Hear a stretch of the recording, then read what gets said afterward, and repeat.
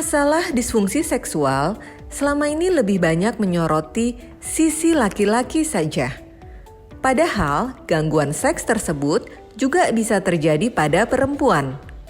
Umumnya masalah disfungsi seksual, baik pada pria maupun wanita, dipicu oleh berbagai gangguan dan penyakit, baik fisik maupun psikis, termasuk kurangnya komunikasi dengan pasangan.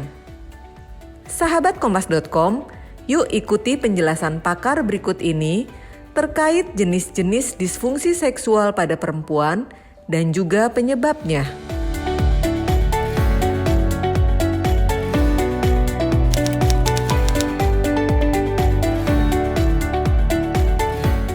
Perempuan juga bisa mengalami disfungsi seksual dan ada 4 golongan, 4 jenis. Yang pertama adalah disfungsi dorongan seksual atau disfungsi libido seksual.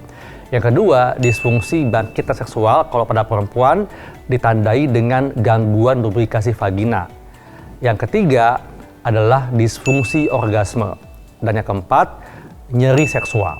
Itu merupakan 4 jenis disfungsi seksual pada perempuan. Dan sama penyebabnya, ada faktor fisik maupun faktor psikis. Kalau faktor fisik tentunya penyakit ya, seperti hormon yang menurun, umumnya pada perempuan yang menjelang menopause atau sudah menopause.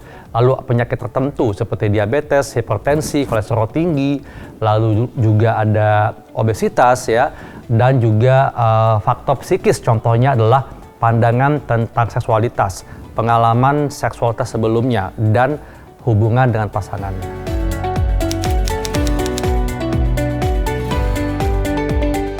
Kenapa perempuan cukup banyak yang sulit mencapai orgasme, sehingga perempuan banyak juga yang melakukan faking orgasm atau memasukkan orgasmenya. Kenapa? Karena pertama adalah penyebabnya tidak selalu karena perempuan. Ya, kalau penyebabnya di pihak perempuan itu misalnya diakibatkan oleh gangguan lubrikasi vagina. Jadi kalau perempuan yang mengalami gangguan hormonal di mana estrogennya menurun atau perempuan yang sudah menopause, tentu hal ini akan menyebabkan gangguan lubrikasi pada vaginanya. Kalau ada gangguan lubrikasi pada vagina, maka perempuan akan merasakan nyeri saat dipenetrasi. Dan tentunya hal ini membuat perempuan tidak bisa menikmati dan akan membuat perempuan sulit untuk mencapai orgasme. Lalu kalau penyebabnya dari pihak laki-laki, nah ini yang cukup banyak tidak disadari bahwa ternyata pihak laki-laki menentukan bagaimana perempuan bisa mencapai orgasme atau tidak.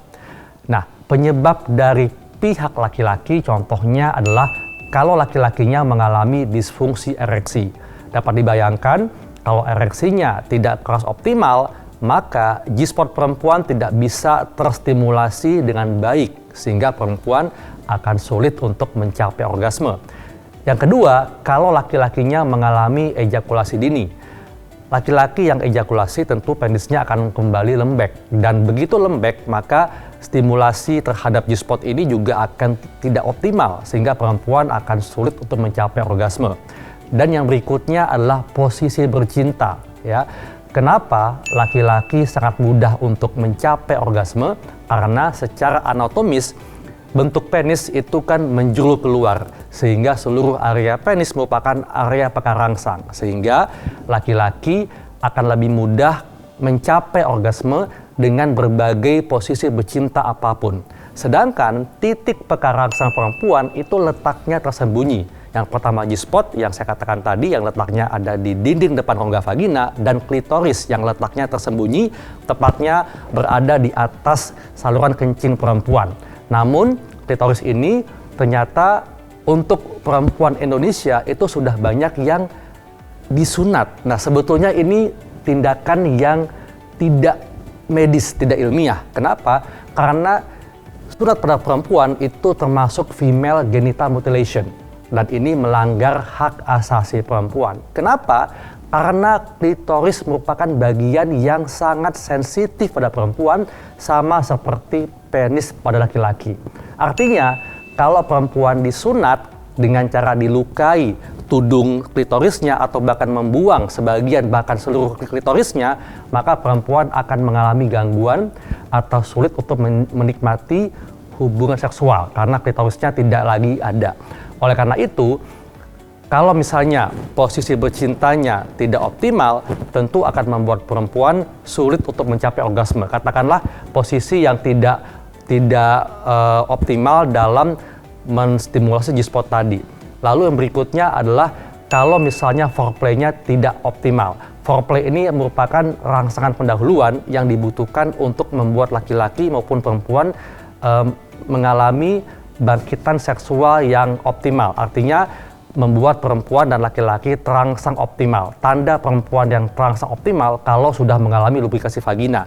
Dan tanda laki-laki yang terangsang optimal kalau ereksinya itu sudah keras optimal. Artinya kalau perempuan sudah basah vaginanya, barulah dapat dilakukan penetrasi. Nah, foreplay ini pentingnya bagi perempuan, selain tadi membuat perempuan akan lebih optimal mengalami lubrikasi. Nah, foreplay ini juga penting bagi laki-laki. Pentingnya apa? Dengan foreplay yang optimal, yang cukup lama, maka laki-laki bisa sedikit merelaksasikan rasa excitingnya yang berlebihan. Sehingga laki-laki tidak terburu-buru untuk melakukan penetrasi dan tidak cepat untuk mengalami orgasme.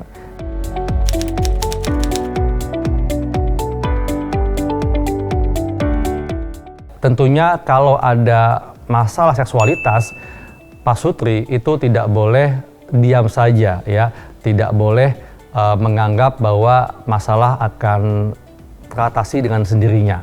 Tapi lakukanlah diskusi bersama antar pasangan, antar suami istri, dan tentunya lakukan konsultasi ke dokter. Kenapa ke dokter? Karena yang saya katakan tadi, fungsi seksual itu menggambarkan kesehatan tubuh secara menyeluruh. Artinya, kalau ada disfungsi seksual, maka ada gangguan pada organ tubuh yang lain. Misalnya gangguan pada pembuluh darah, saraf, atau hormonal. Oleh karena itu, jangan malu untuk lakukan konsultasi kepada dokter kalau mengalami disfungsi seksual.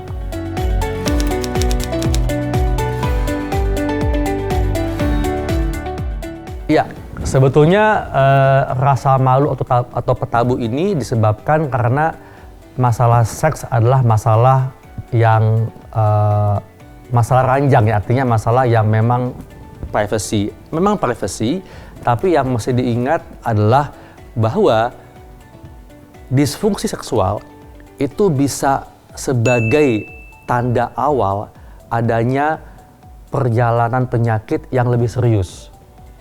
Contohnya, laki-laki yang mengalami disfungsi ereksi.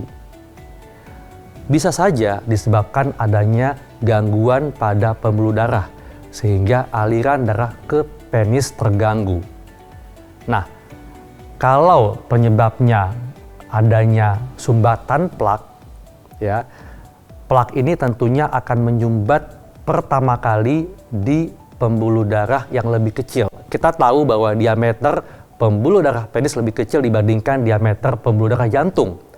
Oleh karena itu, disfungsi ereksi bisa menjadi gejala awal bahwa sedang terjadi perjalanan penyakit yang lebih serius, di mana berdasarkan penelitian, disfungsi ereksi berat yang terjadi selama 2,5 hingga 3 tahun, maka ini merupakan pertanda akan terjadinya serangan jantung.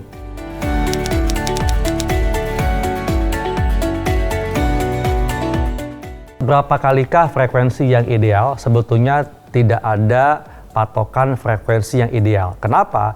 Karena hubungan seksual dilakukan atas dasar kesepakatan bersama dan tentunya dipengaruhi oleh kondisi fisik, psikis dari kedua belah pihak.